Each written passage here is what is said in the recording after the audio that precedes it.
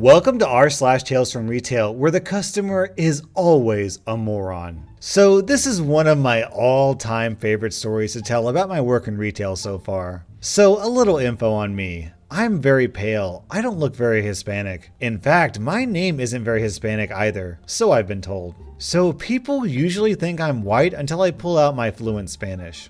One slow afternoon, I get a lady and her 7-year-old son come into my line. She speaks to me in English and I can hear her accent, but I have a hard time deciding where her accent is from. Since she seems pretty fluent and has no problem understanding me, I continue to speak with her in English. I notice that her son is browsing through one of the magazines we sell, and I wait to see if she'll say anything to him. We finish the transaction, I give her the bag, watch her start bagging her items, and she has yet to mention the magazine. So I ask her, "Ma'am, will you be buying the magazine?"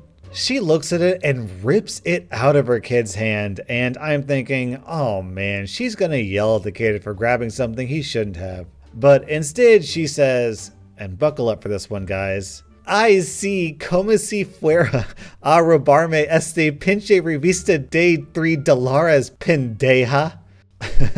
Which was terribly spoken Spanish for, "Oh wow, I'm totally gonna steal this stupid $3 magazine, moron."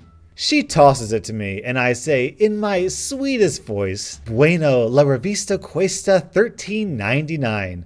Which was Spanish for, well, the magazine costs $13.99. She looks at me and goes, alright, I'm gonna skip this. "Oh wow, you speak Spanish, idiot." And I say, "Looks like I do. Have a nice day." She told me to go F myself and left the store. I used to hate that I didn't look like a typical Mexican, but I've learned that I can use it to my benefit. So a bunch of fans have reached out to me suggesting that I become a voice actor. After reading this post, I'm thinking maybe I should reach out to Duolingo and offer my services as a Spanish language voice actor. Because I think my Spanish is muy bueno. If there are any native Spanish speakers watching my video, let me know down in the comments if I sound like a native speaker to you. I'll start off by saying I work in a jewelry store. We've only been open for a month and a half, but we've been very lucky with amazing clients. The store policy is that the only jewelry we're allowed to wear while on the clock is jewelry from the company. I usually wear quite a few pieces from multiple collections to showcase as much as possible, and it's gotten me a few extra sales. Yesterday, this woman walks in looking for a present for her only child, a daughter aged 22. Unfortunately, she doesn't seem to know much about her daughter's preferences, so it's incredibly difficult to decide on an area to explore. I grab a tray and just start bringing out some pieces that seem to be popular with people her age. She's extremely picky, which is fine with me. It's her money after all. But she's also nasty about the jewelry. That's when she notices my necklace, which has a Scorpio symbol, a gold star, and a blue gem. It sounds like a lot, but it's actually very nice. The conversation and the chaos that unfolds afterwards is as follows. I'll be me and she'll be C. "Your necklace, is that one of your products?" "Yes, it is. It's very popular, so we have very limited stock. What's your daughter's birthday? If we still have her symbol, I can bring it out for you." May 14th, I think." I think to myself internally, you think? Alright, that's a Taurus. Unfortunately, someone just bought the last one half an hour ago. We're expecting a shipment tomorrow and it might be in there. Would you like me to check for you? She just blankly stares at me. "Ma'am, would you like me to check for you, or would you like to look for something else? We have crystal bears holding up zodiac signs, and I'm sure the Taurus one is still available." "What do you mean you don't have it?" Unfortunately, the demand was much greater than we thought. I can check if it's coming on the shipment tomorrow if you'd like. If it is coming, we can hold it for you and you can come pick it up and pay within 48 hours. We can also look at the bears if you'd like. "You have one on your neck. You're not out of stock." I purchased this necklace, so it's mine. Also, the symbol is for a Scorpio, not a Taurus, which is what your daughter is. "Well, why can't you give it to me?" "The Taurus pendant? Unfortunately, it's out of stock. Let me just hop on the computer and check if it's arriving tomorrow." "No, the one on your neck. Why can't you just give me that one?" "It isn't a Taurus symbol, so it wouldn't hold any significance for your daughter. Also, I paid for it, so it is my property and not available for sale." "Well, the customer is always right." I think to myself, not in this case, honey.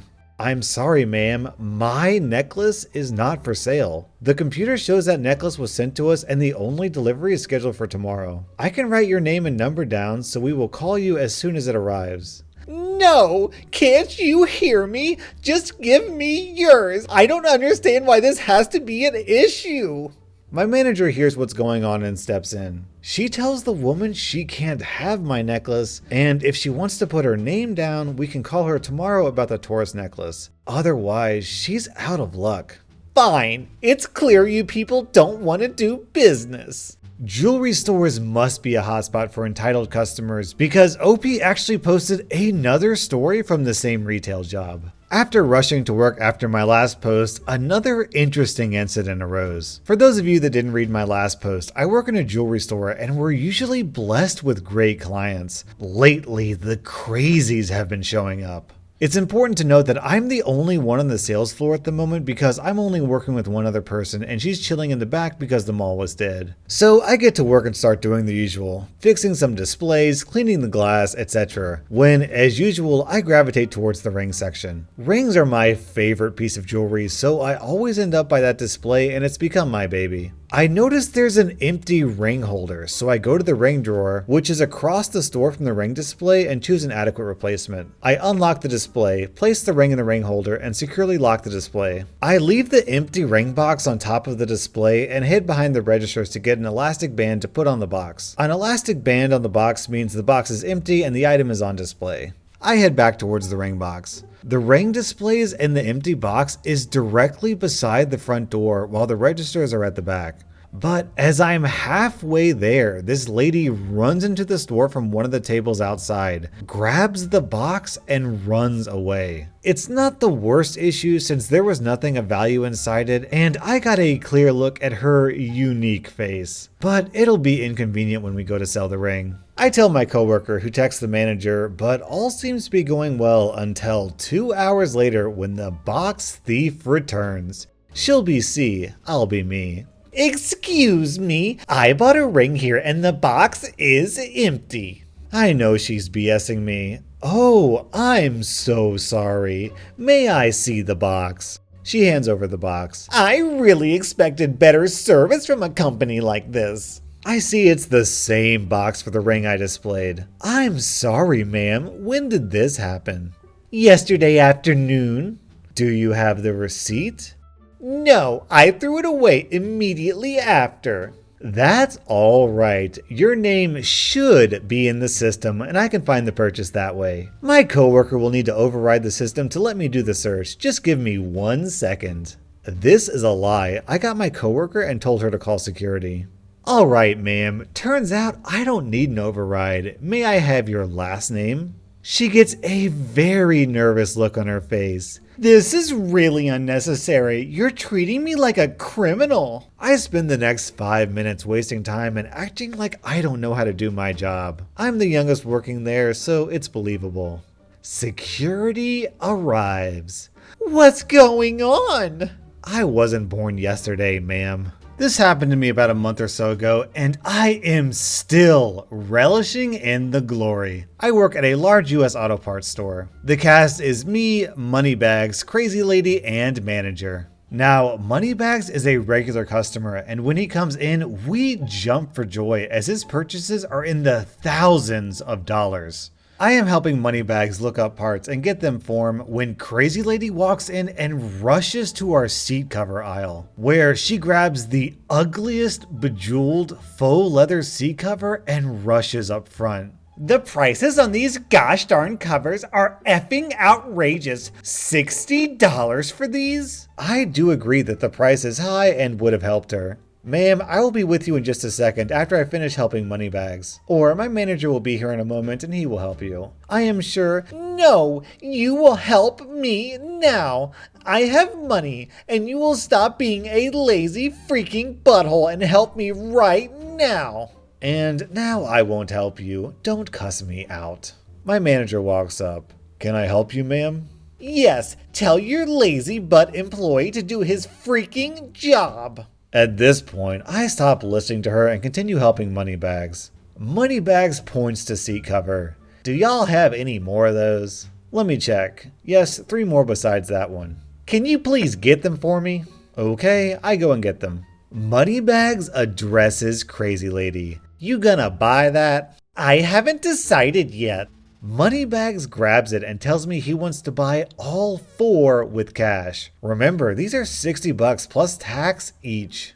I make the sale. Moneybags proceeds to take them out of the boxes and cut them into ribbons in front of Crazy Lady and throw them away with a huge smile. He then returned to me to finish his shopping list that ended up being a whopping $4,000 sale.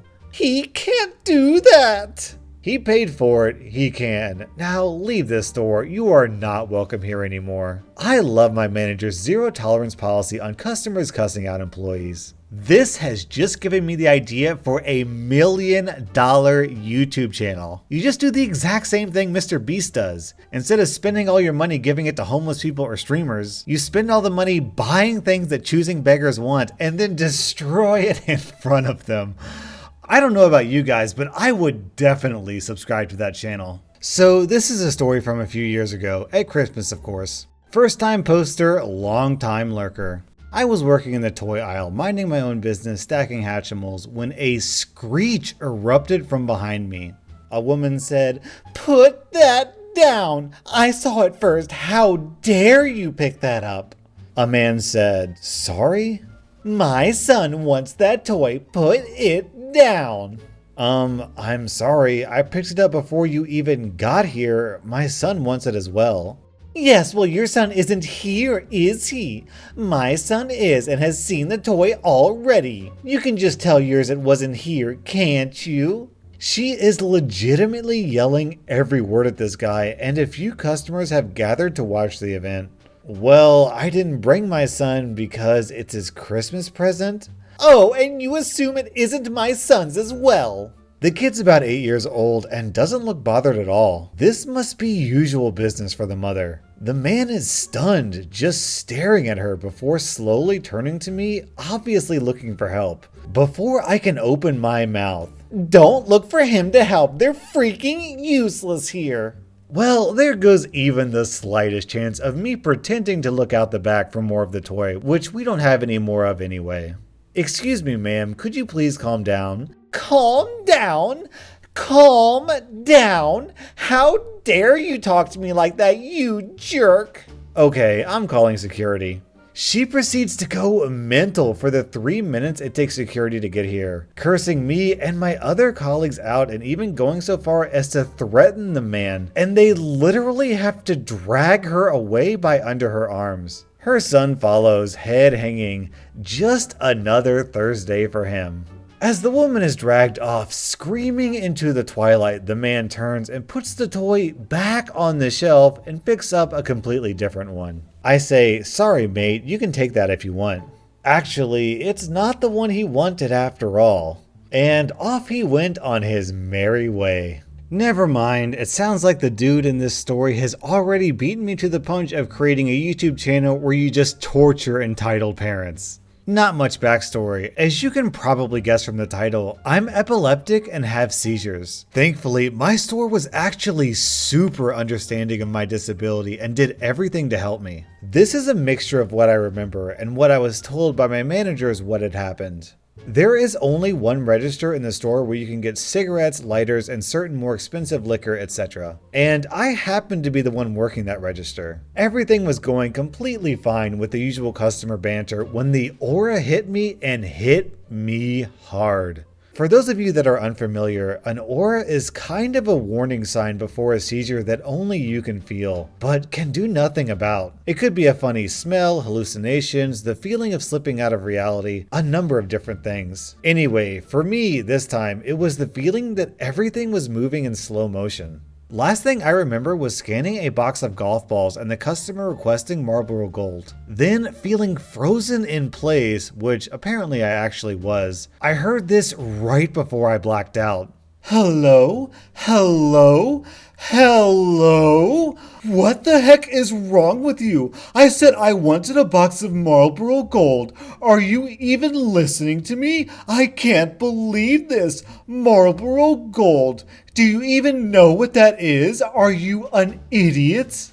And then I was gone. I woke up on the floor surrounded by my managers. One customer was awesome enough to go run and get help. From what I understand, the whole time I was on the floor having a seizure, the customers in line were watching this and actually complaining to the managers helping me about how I must be on drugs, and they still expected to be rung up, despite them trying to explain I was having a seizure.